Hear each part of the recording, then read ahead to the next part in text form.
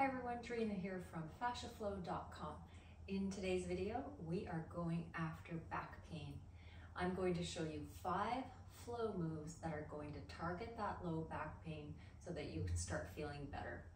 We're going to begin with a chair, and a lot of my classes I use chairs and do knee-friendly exercises, so I want to show you that today. So just settle into the chair, notice your body in space, your sits bones on the chair.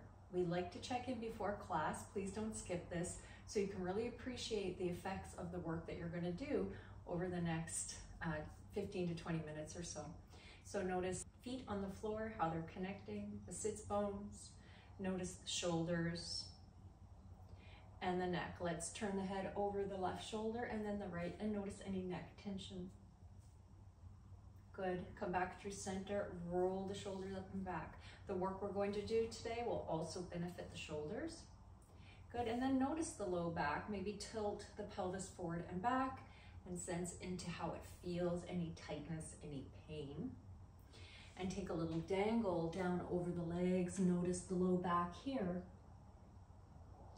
And come back up. We're going to begin. Let's cross the right foot over the left. So we have our leg just above the knee joint, and our right knee is in line with the right hip. Push the right leg down towards the floor, so it's trying to push downwards. Bend over, and then release that resistance to come back. So this is the Fascia FLO formula. We flex, that means contract the muscle. We're engaging the muscle along the side of the leg here, the IT band, by pushing down, and now we lengthen by bending forward. Observe where that resistance fades, stop, come back. That's our formula: flow, flex, push down. That's our contraction, engagement of the muscle. The L is lengthen, and O is for observe, because we want to go out of the movement before we lose resistance. So observing where the resistance fades and stopping and resetting, because we don't want to go into end range without resistance. We want to stay within that contracted muscle while lengthening, and that engagement plus the elongation pulls in the fascia and begins to change it on a cellular level. And the reason we have stiffness and pain is because we don't interface with the fascia. Before today, this is probably the first time that you have ever connected with the fascia in your body through movement like this.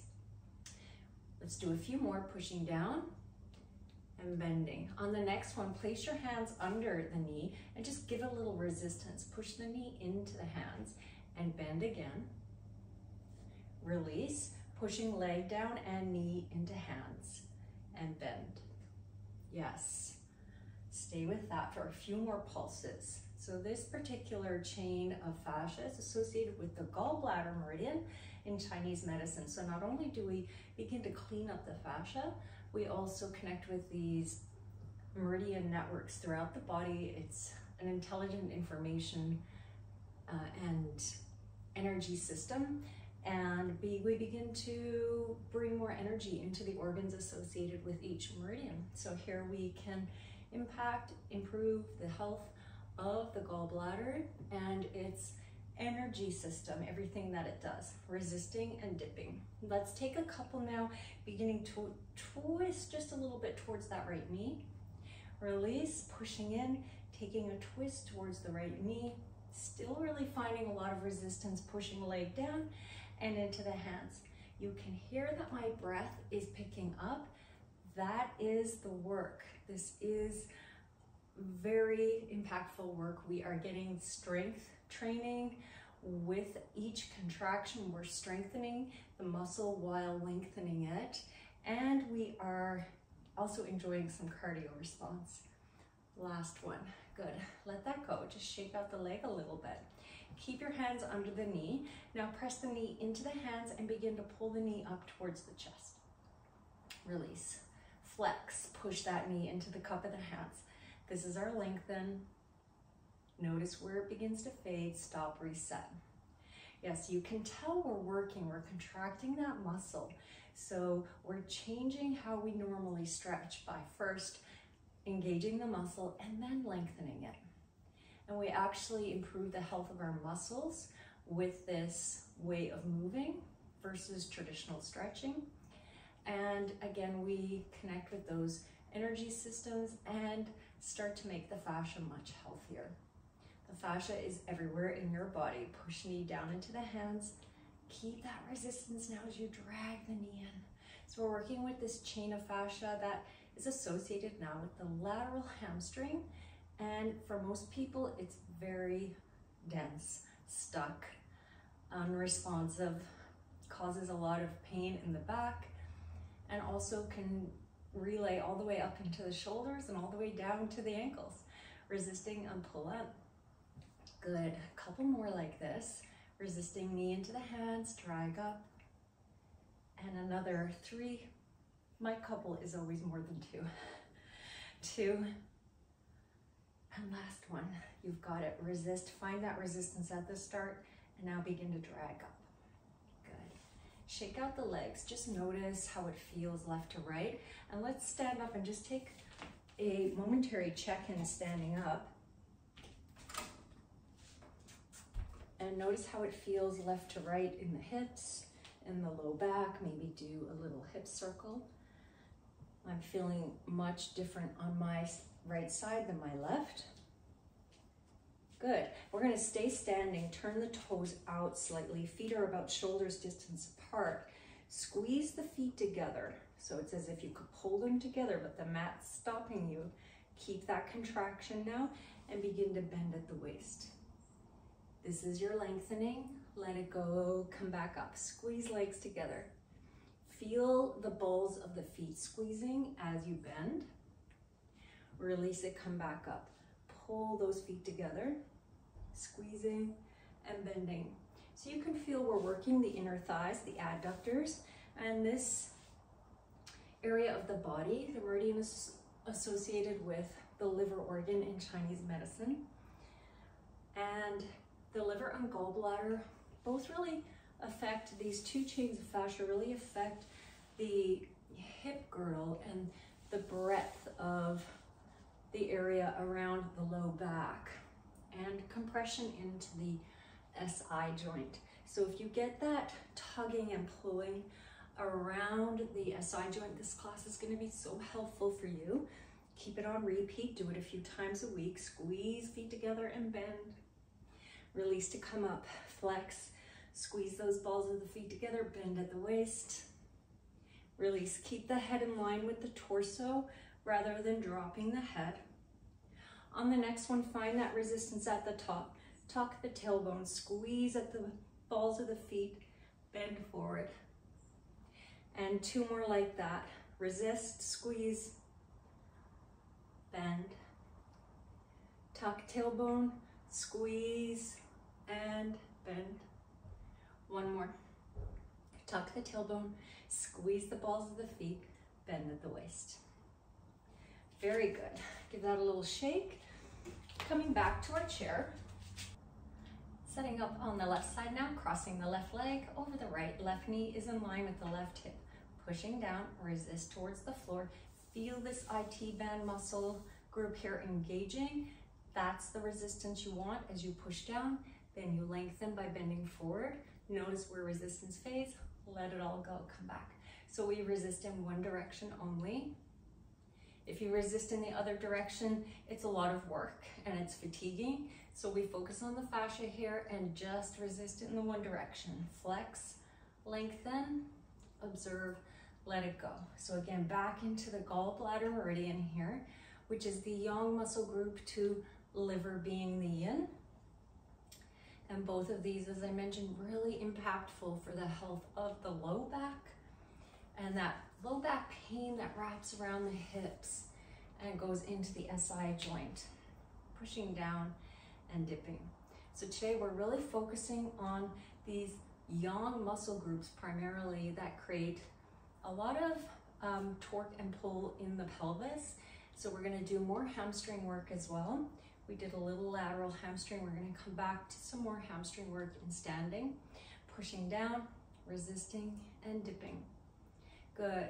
Now we place our hands under that knee and just find a little extra resistance, a little extra push of the knee into the hands and bend forward. Let it go. A little extra push, pushing leg down and into the cup of the hands and bend forward. You can feel that resistance amp up, right? And the fascia is this beautiful continuous tissue in our bodies from head to toe that is literally everywhere in our bodies. And it can't be separated. If we did not have our fascia, we would not have our shape. However, if you took out our bones and muscles, we would still have our shape because the fascia literally holds everything together. We want it to be healthy, and through life, it becomes dense through our repeated activities, from a lot of sitting, from walking on concrete in shoes, and we can get in there and make it a lot more healthy and functional in our bodies. That's what we're doing right now. Good. This last two, just take a little twist towards that left knee. And last one. Good. Just give a little shimmy shake of the knee. Give it a break. And we're going to take that next variation now, pushing the knee into the hands, resisting and dragging that knee into the chest. Flex, push the knee into the hands, and then begin to drag that knee into the chest. Good. Flex, push knee down into hands, begin to drag knee in. So you can see my range of motion here isn't great. I'm not searching for that end range. Really looking for the resistance and moving through it and being really conscious of where it ends and letting it go. This will make your muscles much healthier in the long term. Good. Pushing down and dragging in. This is our lateral hamstring. And as I mentioned, this area becomes quite dense for most people because of how much sitting we do, driving, walking on pavement and concrete and shoes. But we can make it a lot healthier. So we're doing that right now. Resist and drag in. And this is 3 moves we've done already. Congratulations. We're going to learn 2 more before we finish off today. Resisting down and dragging in. And 1 more. Find that resistance at the start. Be with it. Pull in. Good. Give the legs a little shake. You may already be noticing a lot of energy moving up the leg. We're going to come to standing. So coming to standing, holding the back of your chair, or you could hold the wall or a shelf or a couch. We're going to start with our feet about hips distance apart. Pitch the right foot forward. Toes are facing up. Now the resistance on this one can be a bit tricky. We want a soft bend in both knees, and we're pushing the heel down into the floor as if we could kick back. So just do that for a moment, kick back, and now put your foot on the mat and feel that kick back. That's the action you want here. That's your flex, your engagement. Keep that and begin to bend at the waist. This is our lengthening. Release to come up. Tuck the tailbone, push that heel down and back, and begin to bend at the waist. Release to come up, pushing down and bending over. So I call these drinky bird hamstrings. This is for our central hamstring. This will really benefit your knee joint. So if you have knee issues, this is one you want to work on. Of course, I have many other versions, but this is the one we're working with today. So find that resistance at the top, tuck the tailbone. It's going to change your range, but for the better. So pushing down and dipping. Because we're so used to looking for this final end range sensation. And really we want to move in a range with resistance and not looking for that end range. Ooh, I feel it. Okay, so stay with that thick resistance at the top. Bend here. Good. Toes are pointing kind of forward. And that gives us more access to the central hamstring. So when the hamstrings are dense with fascia, they torque the pelvis. And this is what's causing your low back pain, is the pelvis being tilted out of a more neutral alignment. So you can do all the core work you want, but if the hamstrings are not cooperating and not allowing that pelvis to be more neutral, then you're going to have compression or other issues in the low back. And up the spine and into the shoulders and down the legs and into the ankles. So it's really important to work with our hamstrings. Good, I just want to give you a little bonus here. Next time you come up, turn the toes in slightly. You may want to move the heel out, pull that foot back and bend. Just giving you a little extra for the medial hamstring, which is not as related to the low back, but is very related to the hip joint and also plantar fascia. So this is your move if you have plantar fasciitis, just turning the toe in. Just a few of these to give you a taste of it. Good, coming back through center. And now turn the toes out to the right. And a few more like this. So here we're more into the lateral hamstring again, a different version. Tucking tailbone and bending. Good. Tucking tailbone and bending. Very good. Find that resistance at the top. I like to place one hand on the back and one on the front. Feel my tailbone tuck under like so, and then bend into it. Yeah, see if you can do that in your body and notice how it changes the resistance. So you should be feeling it on the back outer side of the leg. That lateral hamstring chain associated with the urinary bladder again, really important for the health of our bones in our bodies. Two more, last one. Good, give that a little shake. Just notice left and right. You can walk around. If it's okay on your knees, you can come down and check in with your knees. It's much easier for me to sit back here on the right side because we did a lot of work for the central hamstring there. So just sense into that if that's okay for you to fold at the knees here. And it will improve with time. Now we take it to the left side. So we pitch the left foot forward. Feet comfortable distance apart. Toes are facing up. Push heel down and back as if you could kick your bum. And then bend at the waist.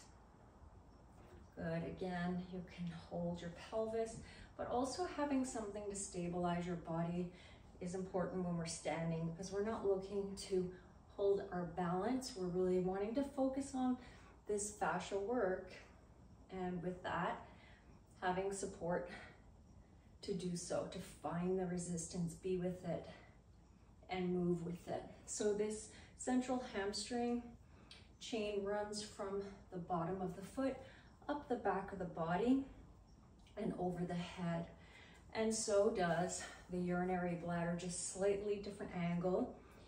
And both being such long, extensive chains of fascia, when there's tightness in the hamstrings, which is the sort of most voluminous area of fascia that we can work, it will pull and it will yank on attachments in the pelvis, pull and create tension in the knee. And of course, that can continue up into the neck and shoulders and down into the feet. So toes are slightly forward as you push down with the heel. Keep that resistance as you bend. Release it to come up. Pushing down with resistance here. Stay with it. Release it to come up. Heel pushes back. Soft bend in both knees. Release to come up. Couple more. Adjusting the feet as you need, as you go. Resisting. This is our flex and lengthen here. Let it go to come up. Flex. Notice where resistance starts to peter off. Stop. Let it go and come back. Let's turn the toes in here. Just a few again for medial hamstring. Medial hamstring again is associated with the hip joint where the femur meets in the joint. And this one attaches just below the knee as well on the inner side. And people who have a lot of tension in the foot, this is a really, really good one to work with. Just 2 more, pulling back and bending. Good, come back through center. I think I said 2, but now we're moving on. It's okay. Foot out to the left, pull back and bend. So just changing the angle of the foot here changes which area of the back of the leg we're accessing. So with the foot in front, we're more in central hamstring. And now turning the toes out to the left slightly, we connect with this more lateral aspect of the hamstrings. And you can also place your left hand on the leg, outer leg. Feel that lateral hamstring fire at the top here. Flex, feel it contract, and now stay with it, lengthen. Observe, release. So really noticing that as you go through the movement, using the hand to help connect with the muscle group. We'll do another 3 here. 2 and 1. Good. Shake out the legs. Just notice how that feels. Feels really good. Okay, our final exercise, you can do seated or standing. So if you'd like to take a seat, go ahead and do that. I'm going to do it standing today. And so in our standing position, our feet are about shoulders distance apart. We're going to bring our hands in a prayer position with the thumbs roughly in front of the nose. Now the resistance here is pushing our hands together. Feel that resistance. We're going to begin to fire up the muscles in the back of the shoulders. You'll also feel this area contract, but really focus on the shoulder blades and see if you can pull them back slightly to start. Push hands together. Soft bend in the knees, tuck the tailbone, and now bring elbows together. Release, pushing hands together, and then bringing elbows together with that resistance. From the side, it looks like this. And tuck the tailbone, bring the ribs in, pushing hands, resisting, bringing elbows together. Yes, pushing hands, keeping resistance as you bring the elbows together. Good. Now we're going to begin to bring the hands up as we move here. So pushing, drawing hands up. Release, pushing, drawing hands up. Good. Stay with this. Again, from the side, tuck the tailbone. Good. Resisting by pushing hands together, bring elbows up. So you may be wondering what the heck this has to do with low back and back pain. Well, this particular muscle group helps, and this fascia work helps pump the cerebral spinal fluid up the spine. So really good for health of the spine. Good. And then on the next few, we're going to pick up the tempo. So resist, hands push together and pump up. Resist, elbows together. Resist, elbows together. Yes. Let's do another. 7, 6, 5, 4, 3, 2, 1. Good, and then a couple more slow. Push hands, draw elbows back, pardon me, and a couple more slow. Push hands, draw shoulder blades back, resist, bring elbows together. Find resistance at the top, bring elbows together, 1 more. Lots of resistance, elbows together. Release, let that go. So you may really notice the body heated up with that one. It's associated with the small intestine, and that is one of our fire element organs. So when we do that, we get a lot of heat generated in the body, and as well as this benefit of moving that fluid into the spine and up the spine. Let's check in, take a seat. So in your chair now, just close your eyes for a moment, noticing the feet on the floor and the sits bones on the chair. You may notice that the feet feel more evenly distributed, softer perhaps, and the same with the sits bones. They may feel more balanced on your chair. Noticing your shoulders over your hips and rolling the shoulders, noticing how they feel. We created some space in the shoulders with this work today as well. Good. Hands on the hips and just arching forward. and rolling back and sensing into the low back and how it feels. Good, and turning head over the shoulder and back through. And one more time, looking over the left and over the right. And finally, let's take our dangle and just notice the low back as we drift over the knees. And coming back up. Very well done. If this was your first time doing Fascia FLO, excellent job. It takes some time to get used to this movement. You can feel a little backward at first, so know that's normal and it comes with time. Try to make this a more regular practice in your life. A few times a week will really benefit your body because everything we're doing trains the fascia in our habitual and repeated activities and ways of moving. If you have any questions, reach out, link through to my site, fasciaflo.com, to learn more and to send me an email. And if you love the video, please give it a like and subscribe to my channel, and I'll come back with more very soon. Thanks for watching and joining Fascia FLO.